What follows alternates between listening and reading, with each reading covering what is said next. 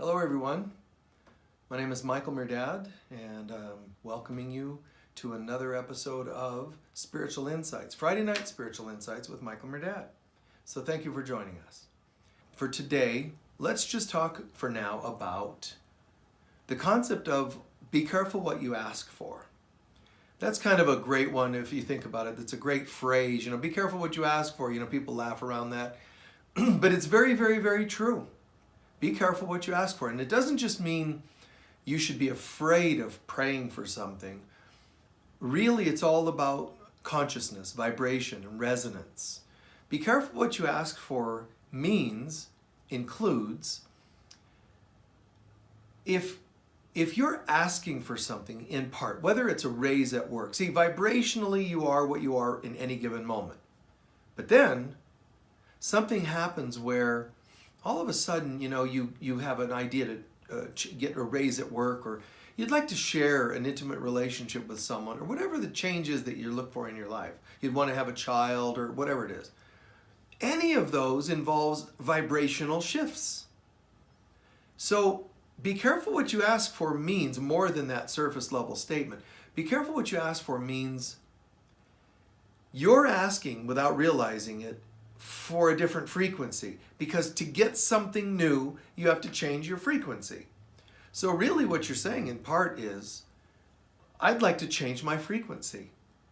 I would like to alter my frequency to be whatever, more prosperous. Great. So that means you're going to go from one frequency to another. But be careful what you ask for means, are you willing to do what it takes to shift your consciousness to that higher prosperity vibe? And of course, a lot of people would say, well, yes, I want to win the lottery. I want to change my vibes. It's not that easy, or you would have done it by now. Think about that. I'm ready, suddenly flip a switch, I'm ready for romance. Well, if you don't have a partner, there's a certain vibe. Just a neutral vibration. It's not good or bad, it just is what it is. Totally objective. And then I would like this vibration. Okay, well, if you didn't have that vibration of partnering and now you'd like to have a partner, it means shifting your consciousness to partnership vibration. But that also means everything that was contrary in your consciousness to that new vibration will have to come up. To some degree or another, it'll have to come up. I want to have the consciousness of winning the lottery. Okay, that means every issue from any lifetime, from anything brought up as a child, whatever the case may be, worthiness issues, all kinds of stuff you have to deal with. So some people, because they karmically have the good fortune to win the lottery, why is it that most of them go broke again? The good majority. Because they had the good fortune from some time to win a lottery, but they didn't in this lifetime have the frequency. You see? So even when there's a luck of the draw, so to speak, that you get something, it doesn't mean you have the vibration to keep it. Well, then how could I have attracted it? Because you might have had some good fortune, some good karma somewhere, and it brings it to you. It's not bringing something to you that confirms your vibration. Keeping it is what confirms your vibration, which is annoying to some people, right? Because they don't want to hear that. They just want a quick fix, and they want to believe they're there all of a sudden. You think about something like the concept of Christ consciousness. I'm ready for Christ consciousness. I'm ready for ascension. I'm ready for my I am consciousness, or whatever terminology you want to use. Any of those. Be careful what you ask for, but I don't mean don't ask for it. I just mean be conscious. Because when you say, I'd like a change in my life, on a 0, to 100 scale, let's say I'm a 42. I'm ready for a change. I'm ready for 43. Well, that's a blip. That's probably easy. And you'll say, I'd like a 43. I wouldn't say that's a problem to be careful what you ask for. It'll be some amount of shift, but probably like almost like nothing. If you say I'm a 42 and I want to go to 80, well, yeah. All of a sudden, in comes every karmic thing, every self-worth issue, every low, obviously, self-worth issue. every betrayal you've done and received, every hurt, every wound, every program, family programming and so on, cultural program, race programming, all of that's going to come in and say, really? 80, huh? Here you go. Serving up what you're going to need to prep yourself. A guy that's going to say, I'm going to go into the Olympics. They'll say, well, here's the diet we want you to be on for the Olympics. We maybe want a high protein diet to lean you up and kind of get things right for you. Keto diet or whatever, people are into these days. It's the same with spirituality. The universe, except, instead of a trainer saying, here's your diet, the universe says, okay, you want to go there, huh? The Olympics. Being that, you're 300 pounds overweight, you've never exercised, you got a D- in PE from the time you were 2, and you want to go to the Olympics, which is starting in a month. That's what it's like. I want to go from a 42 to an 80. That's what it's like. The universe goes, it tends to have to say, and so it is. But you're the one who will suffer because of what you asked for. And I say suffer, I just mean it's dished out. Here's what you're asking for. Good luck.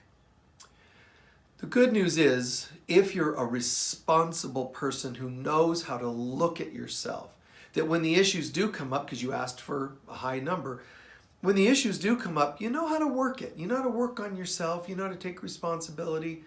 Great. There you go. It is possible. It's also possible just to recalibrate a little, micro adjustment, where you say, yeah, I get it. I wanted an 80, maybe a 60, maybe a 60 for now.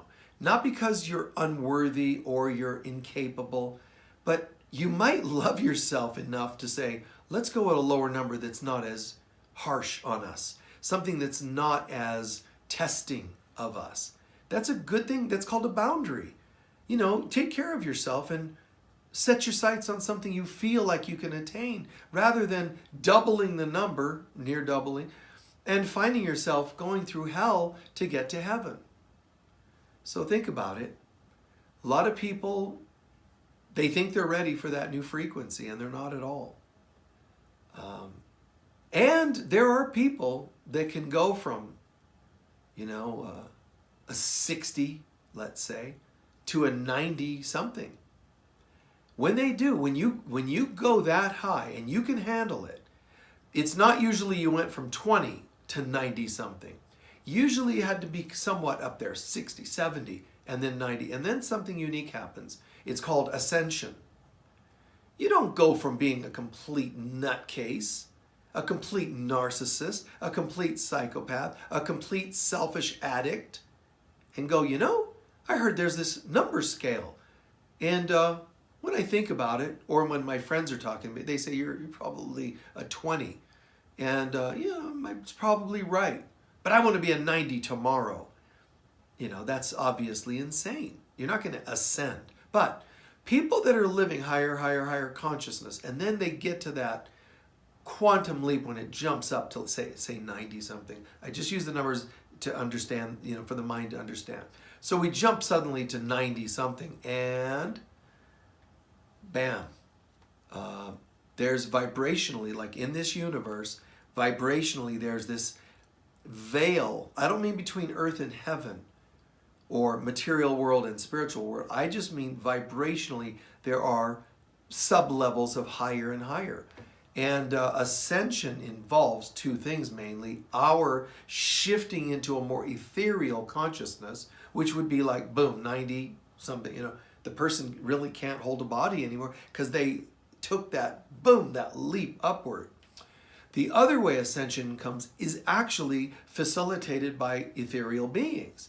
So you can become ethereal, or sometimes you're almost there and ethereal beings come into the picture and help you out. Sometimes they're higher dimensional light beings, sometimes angels, but it does happen.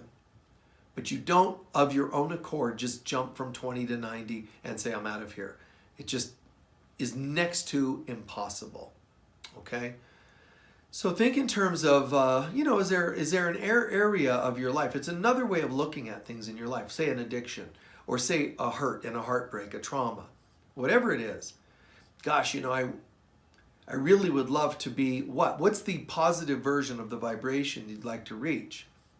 And you say, well, yeah, I'd like to let go of an addiction. Okay, so instead of just the usual things to do that, which are all helpful, instead of the counseling and 12 steps and all that, all helpful, but instead, another perspective.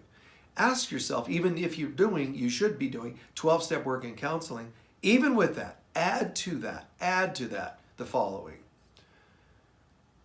I also need to understand that this is vibration. This isn't just, I need to stop drinking, whatever it is. Instead, it's vibration. Am I ready, willing, and able to adjust my frequency from addict vibration to clean or sober vibration? Kind of like sounds better than just not being an addict.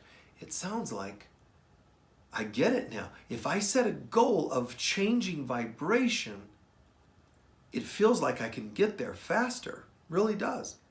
So think about that. Alrighty? Think about what you're going to ask for. Think twice in a good way. I don't mean to be fearful, but think about what you're asking for. Be careful what you ask for. Because if you're unconscious and you're always asking for, everybody is always asking for something. Your soul is always basically, I don't mean like consciously, hey, I want something. The vibration of your soul is constantly saying, here I am. That's it. Just, it's a vibration. Here I am. And that statement, here I am, already begs another question. If here I am, if this is what I am, the next question is, and therefore, what is it that matches this in life?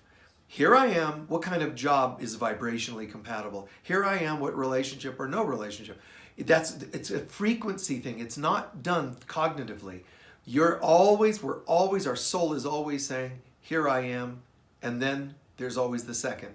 And therefore, what do I deserve? What comes to me? What vibrationally is compatible? None of that's typically conscious.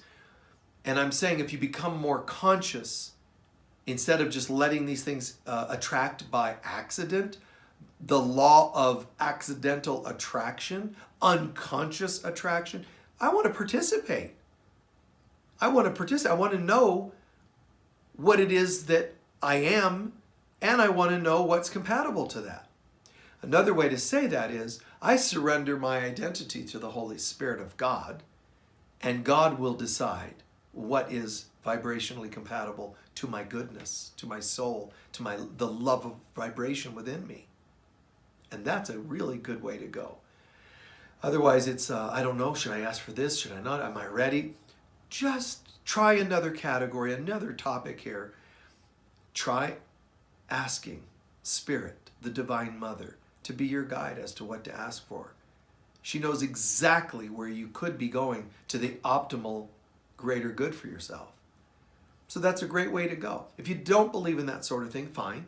And you say, I'm just going to kind of navigate my own willfulness, my will, then great, that's fine. But try to become conscious so that you know I am asking, whether it's the Holy Spirit or just asking something vibrationally to shift within myself. I'm deciding to do no addiction. Great. Be aware of that, and that it takes a shift in consciousness. Because what a lot of people don't know, they sit around, I see a lot of new agey people going, I need to change my vibration so I can attract some. Well, how are you going to do that? Well, I think that if I drink herbal tea and read fortune cookies, I think that'll change my vibration. Guys, there's really only one thing that changes your vibration. There are things that assist or help, but really one thing, your level of consciousness is your vibration. Your vibration, if you don't have consciousness, there is no vibration. So those who teach law of attraction and vibration are really quite limited in consciousness. I don't care who they are or what level of channel they claim to be. When they're thinking that you just choose to change your vibration as though it's okay, I'm now an 80, out of 100, as though it's just then done. It's not so. You have to change consciousness. It's consciousness that determines the color of your aura. It's consciousness that determines your soul's purpose. It's consciousness that determines your vibration and therefore what attracts to your vibration. You have to just simply work on consciousness. Okay, so how do you do that? Love and forgiveness helps get rid of the anchors, the weight, the stuckness, and all the barbs that keep you kind of snagged. Love and forgiveness gets the old to dissipate. Got to do it. Prayer and affirmation and learning to see, think, feel positive about life, that's the refilling. You have to empty, you have to refill. So be careful what you ask for. There's a lot of layers of conversation to that. I've done talks on this, and you can look on my DVD sets on my website, and you'll see some lectures or talks, available. There's DVD sets that I have where there's 4 talks on each one, and then there's just like free ones on YouTube. This would be one of the DVD sets that I know that I did a talk on. I don't know which one it is, but you could look for it, okay? But yeah, it's just a great concept, Be careful what you ask for, but not just be careful what you ask for. It's be conscious of what you're asking for. And know responsibly that asking doesn't usually just get that for you. You have to have had consciousness to attract it. Yes, it's called vibrationally, but it's still consciousness that sends out a vibration. So get clear about consciousness. The more you work on your I am or Christ self, the more you work on love and forgiveness, you awaken that Christ self. And that attracts really, really good things for us all. When someone like, say, Jesus is saying, I'm with you till the end of time, he's not talking about just a historic person. He's talking about the Christ that I am is with you now till the end of time. I awaken the Christ universally, and now it's available to everyone. So I am with you till the end of time. And at the end of time, the very last person with the last holdout of wanting to keep their ego is going to say, okay, I'm done, thank you, done. And then time will cease to be. And it'll be as though it never was. Back to the bliss. Thank you so much for watching, listening, being open to learn, share, experience. I got a lot of love for all of you, a lot of respect for all of you that are on the spiritual path, especially, yes, during such challenging times. But if there weren't challenges going on, I'd still be here teaching. One way or the other, this is who I am. It's not what I do, it's who I am. So ask yourself that when you're asking yourself for things of the universe. Who am I? Not what do I want and what do I want to do. Those things come from you knowing who you are. So decide who you are and the rest comes. Then you don't have to consciously be asking so much. It's just natural. It's as organic as you can imagine anything to be in this universe. Your real self attracting your real good. Thanks so much, guys. Peace be with all of you. Bye-bye.